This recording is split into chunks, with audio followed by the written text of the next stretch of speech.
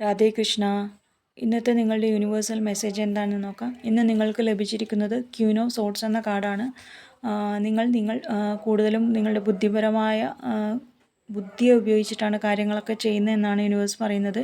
നിങ്ങൾ ബുദ്ധിപരമായ വൈദഗ്ധ്യം ഉപയോഗിച്ച് വ്യക്തതയോടെയും വിവേചന അധികാരത്തോടും കൂടി തീരുമാനങ്ങൾ എടുക്കുന്നുണ്ടെന്നും നിങ്ങളുടെ വികാരങ്ങളെയും വസ്തുതകളെയൊക്കെ മനസ്സിലാക്കി സാഹചര്യങ്ങൾക്കനുസരിച്ച് എല്ലാ വശങ്ങളും വ്യക്തമായി മനസ്സിലാക്കിയിട്ട് ധൈര്യത്തോടെ മുന്നോട്ട് പോകുന്നുണ്ട് എന്നാണ് യൂണിവേഴ്സ് പറയുന്നത്.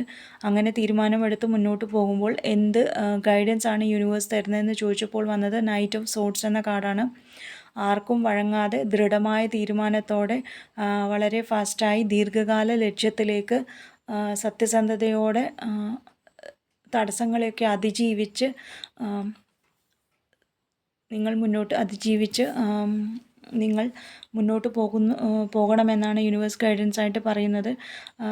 അങ്ങനെ ഉത്സാഹത്തോടെ സത്യസന്ധതയോടെ മുന്നോട്ട് പോകുമ്പോൾ എന്ത് ശ്രദ്ധിക്കണം, എന്ത് ആക്ഷൻ എടുക്കണം എന്ന് ചോദിച്ചപ്പോൾ വന്നത് 5 ഓഫ് സോർട്സ് എന്ന കാർഡാണ്.